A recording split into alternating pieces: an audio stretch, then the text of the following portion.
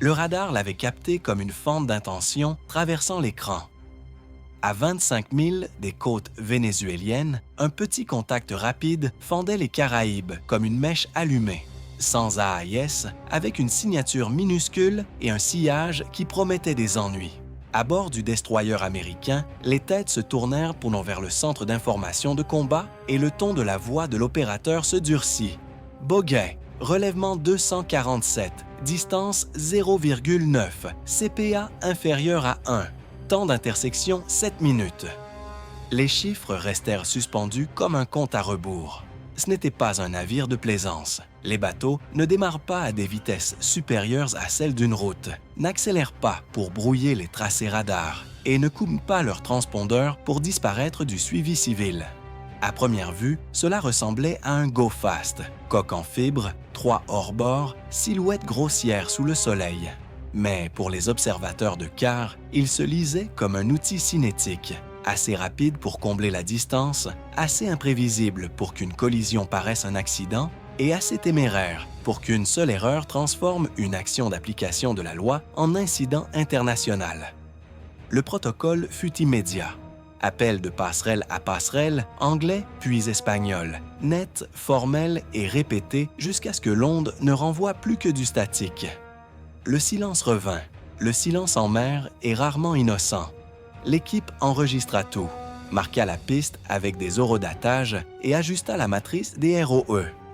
Dans ces instants, le journal de bord du navire est sa première ligne de défense face à tout examen politique ou juridique ultérieur. La silhouette du contrebandier ne céda pas. Elle fit le contraire. Elle entama la manœuvre classique de tromperie, rafale latérale de vitesse, micro-mouvement pour casser les trajectoires de prédictive et un moment de lenteur qui sembla une hésitation avant de réaccélérer. Le CPA se contracta à 6 encablures, puis à 2. La passerelle sentit la géométrie. 2 encablures, c'est une distance de couteau en mer. L'ordre du capitaine fut habituel, ne pas être le premier à scier. Garder le cap, tout enregistré. La présence devint posture. Le canon de 5 pouces s'orienta visiblement, non pour tirer mais pour signifier la disponibilité. La sirène du navire lança une longue note qui secoua l'eau et l'air, tandis que des lumières bleues et blanches découpèrent la nuit. Les bossoirs du RHIB étaient occupés, les équipes d'abordage sanglées, les moteurs prédémarrés, tout outil prêt, mais chaque action pesée face à l'escalade.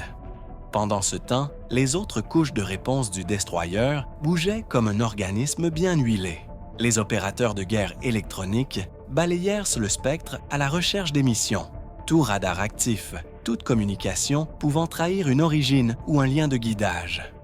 Les équipes d'aviation observaient depuis le hangar, les doigts du LSE sur les commandes du matériel de pont, prêtes à lancer un hélicoptère pour maintenir la distance ou assurer une surveillance non létale.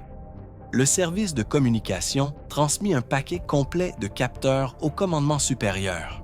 Il ne s'agissait pas seulement d'intercepter une course, il s'agissait de modeler la narration, montrer la présence, suivre la loi, recueillir les preuves. À 2 encablures, le contrebandier joua son pire pari. Il coupa délibérément la proue du destroyer dans une manœuvre dure et calculée. Le CPA passa sous les 400 mètres. Un instant, tous les regards retinrent leur souffle. Puis, la dure réalité des masses raconta l'histoire. L'acier gagne toujours une collision, mais cela n'efface pas le coût politique d'être le navire qui manœuvre.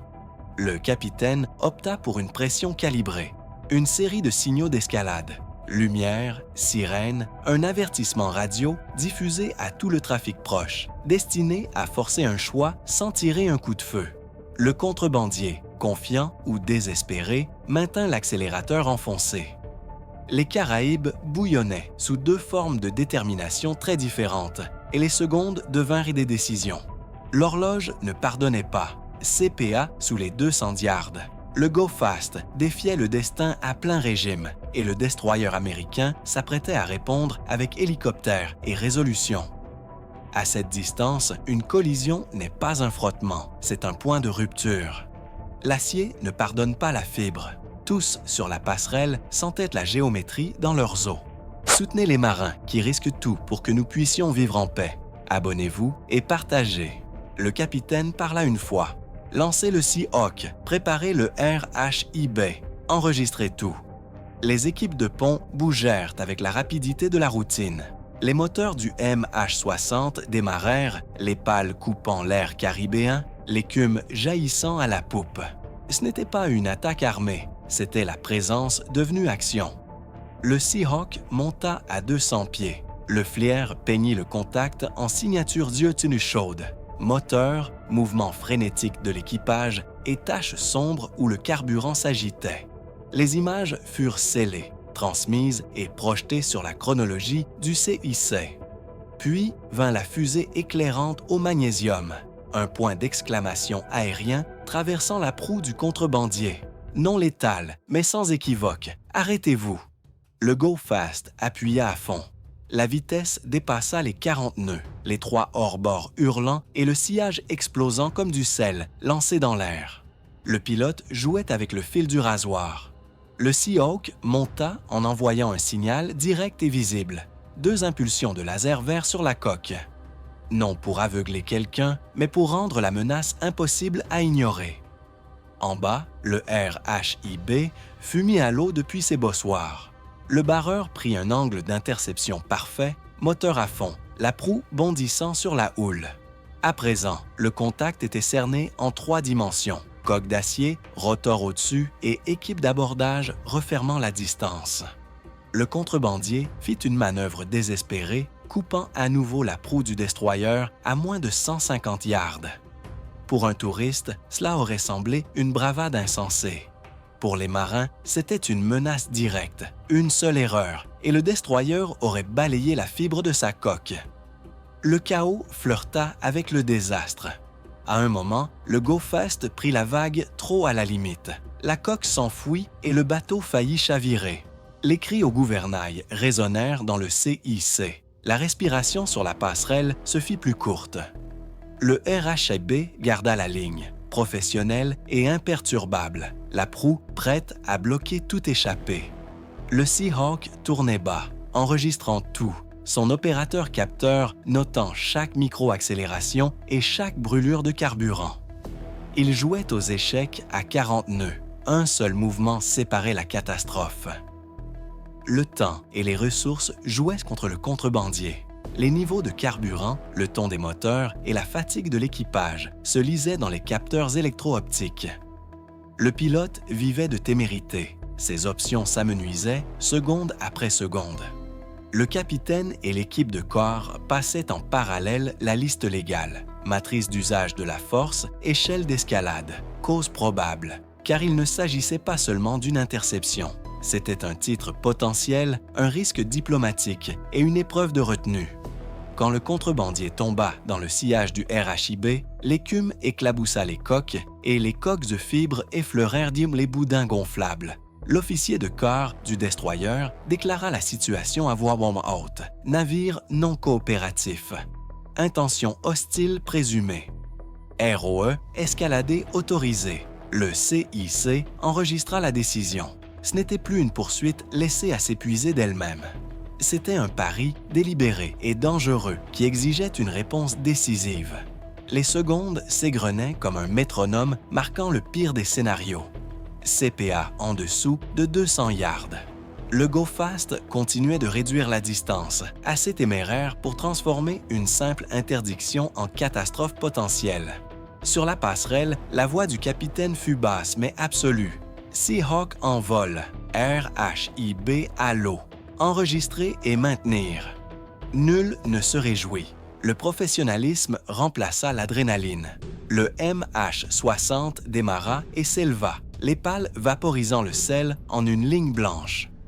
Le Flair dessina le contrebandier en thermique, moteurs incandescents, équipage tassé à la poupe, taches sombres où le carburant remuait. Le rôle du Seahawk était simple et chirurgical, présence et preuve. Les impulsions laser et la fusée au magnésium lacérèrent et le crépuscule. Pourtant, la vedette répondit en poussant à fond. Son sillage se tendit lorsqu'elle dépassa les 40 nœuds. En bas, le RHIB se referma comme un coin en mouvement. La conduite du barreur fut parfaite, la proue orientée pour nier toute échappée. Le canon de 5 pouces du destroyer suivait la cible, rappel visible que le navire ne serait pas spectateur passif. Quand le Go Fast coupa la proue à moins de 150 yards, le calcul du risque s'alluma dans l'esprit de tous les officiers. Une seule erreur, une mauvaise lecture, et la fibre s'enfoncerait dans la peau du destroyer, ou pire, dans des marins. Abonnez-vous pour suivre des histoires d'héroïsme silencieux qui sauvent des vies chaque jour. Alors, la boîte légale se referma. Le quasi-impact précédent, la vedette n'était qu'un souffle du RHIB, fit passer le cadre de l'application de la loi à la menace imminente. L'officier de quart énonça les règles, confirma la cause probable et l'intention. L'ordre circula. Engage to disable, neutralisé pour inhabilité. Le Seahawk ne tira pas ses armes. L'impact cinétique vint du tir naval de précision. Un seul obus atteignit les moteurs arrière. L'eau explosa en argent et en blanc. Les hélices se brisèrent, la coque se rompit. Le bateau resta mort sur la mer. Aucun survivant visible. La vedette demeura inerte et silencieuse. Il n'y eut aucune jubilation. Le destroyer maintint le cap et les caméras en marche, chaque image, une pièce juridique. En quelques heures, les agences de presse diffusèrent l'incident. Washington le présenta comme une interdiction légitime contre le trafic de drogue transnationale en eau internationale. Caracas le dépeignit comme un usage disproportionné de la force. Les deux manchettes établirent le champ de bataille de l'opinion, application de la loi contre agression. Mais cet incident n'existait pas dans le vide. Un mois de pression avait déjà remodelé les mers. Les interceptions précédentes s'étaient faites violentes. Des survols avaient reçu pour réponse des passages à basse altitude de chasseurs vénézuéliens. Les navires de patrouille et les fortifications côtières adoptaient des postures plus affirmées. À Washington, les états-majors discutaient de la ligne brouillée entre police et conflits armés, surtout après une rhétorique publique présentant les réseaux de narcotrafic comme des éléments d'une lutte armée. À Caracas, la narration se durcissait autour de la souveraineté et de la résistance. Le dénouement tragique, 4 morts, bien plus de questions, fut à la fois tactique et emblématique. D'un côté, c'était l'application stricte de la force pour stopper une menace immédiate. De l'autre, un élément de plus dans une dynamique d'escalade, où acteurs bon marché, déniables et appuis étatiques se heurtent à la puissance navale occidentale de haute valeur. Quand route maritime et gros titres se croisent, la perception pèse souvent plus que l'intention. L'équipage fit ce que ses ordres, la loi et l'entraînement permettaient. Le reste se déciderait dans les salles de presse et les bureaux diplomatiques. L'aube se leva sur le sud des Caraïbes. L'USS Truxtun traçait une voie argentée sur des eaux calmes, ses radars tournant comme des sentinelles, scrutant une frontière invisible. Sur le papier, c'était une patrouille de routine, mais plus rien ne paraissait routinier. Pas après le 3 octobre. Chaque contact, chaque écho-radar portait désormais le fantôme de ce dernier affrontement. À 6h de 32 heures locales, l'officier de quart le signala. Embarcation rapide, cap 170, vitesse 45 nœuds. Un autre Go Fast vénézuélien, profil bas, triple moteur, une signature inconfondable. Pour les marins du CIC, l'adrénaline monta instantanément. La leçon du Gravely restait fraîche. La distance peut disparaître en secondes et hésiter peut tuer. La passerelle du destroyer s'anime aussitôt. Cap ajusté, caméra braquée, la voix à la radio ferme mais tranchante. Défi sur le canal 16, en espagnol et en anglais. Silence, toujours le même silence. À 6h40, la petite embarcation réduit déjà la distance, 1000 yards, puis 800. Un voile d'écume dissimule la coque, mais la nacelle FLIR révèle la vérité. Foyer de chaleur provenant de 3 moteurs, mouvement irrégulier sur le pont. Ce ne sont pas des pêcheurs, ce ne sont pas des innocents. Le capitaine serre la mâchoire. Déployez le RHIB, yeux sur l'objectif. Ne tirez qu'avec autorisation.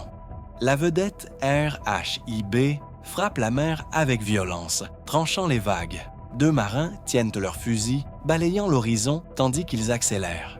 Au-dessus, un Seahawk MH-60R se place en orbite. La danse recommence. À 700 yards, le contrebandier vire brusquement à tribord. Une fusée éclairante de signal traverse sa proue, brûlant d'une lumière de magnésium. Aucune réponse. Le Seahawk pulse son laser 1 fois, 2 fois. Puis, le Go Fast accélère encore, rugissant à travers la fumée de la fusée. À l'intérieur du destroyer, quelqu'un murmure « Il nous teste ». Peut-être, car il ne s'agit plus seulement de cocaïne ou de carburant. Il s'agit de défis, de voir jusqu'où Caracas est prêt à aller avant que les États-Unis ne répondent avec plus de force. Le RHIB s'approche, la proue frappant le clapot. Le barreur crie par-dessus le rugissement des moteurs. Interception dans 30 secondes. Mais au moment où il s'apprête à le bloquer, le contrebandier vire de nouveau, une manœuvre suicidaire qui projette une pluie d'écume sur la vedette de la marine. Un instant, c'est le chaos. Moteurs hurlants, radios saturés, rotors d'hélicoptères fouettant la mer en furie blanche. Aimé et partagé pour les hommes et les femmes qui transforment le danger en travail d'équipe. Puis, une voix calme tranche le vacarme. Gardez la formation, ne tirez pas. C'est le capitaine, inébranlable, professionnel. Mais la situation se dégrade vite. Un éclat, un mouvement sur le pont ennemi. Un homme levant quelque chose de métallique. Une arme ou juste un outil? Nul ne peut le dire. Des secondes décident de tout. Les protocoles des règles d'engagement s'activent automatiquement. Acte hostile possible, confirme l'officier des opérations. Mesure non létale, autorisée. Le Seahawk vire brusquement et largue une fusée éclairante juste devant la cible. L'espace d'un instant, le jour devient blanc. Le contrebandier disparaît dans la fumée et l'éblouissement. Quand l'air se dissipe, la vedette est à la dérive. Pas détruite, mais arrêtée. Moteurs éteints, équipage au sol, aucun tir. Pas cette fois. Mais dans le CIC, le soulagement n'a pas le goût de la victoire. Car tous savent combien la ligne fut mince. Un mauvais geste, une mauvaise interprétation. Et le 7 octobre serait devenu une autre date, gravée dans les rapports. Quelques heures plus tard, Washington publie un communiqué. Aucune perte, aucun tir, désescalade réussie. Une pièce diplomatique, une victoire silencieuse dans un théâtre où chaque erreur pourrait allumer un incendie régional. À Caracas, l'histoire est autre. Un destroyer américain tente d'éperonner un bateau de pêche vénézuélien. Agression repoussée. 2 versions de la vérité, chacune nourrissant son propre public, chacune resserrant le nœud de la méfiance. Et ainsi, le schéma se poursuit. Les contrebandiers provoquent. Les destroyers répliquent. Les Caraïbes deviennent un échiquier fait de coques et de volonté. Car, entre la dissuasion et la guerre, existe ce rythme inconfortable, un conflit sans déclaration, mené non pas avec des missiles, mais avec des messages. La marine l'appelle présence. Caracas l'appelle provocation. Le reste du monde hésite encore à choisir à qui donner raison. Commentez OLA si vous êtes impressionné par son travail sous une telle pression.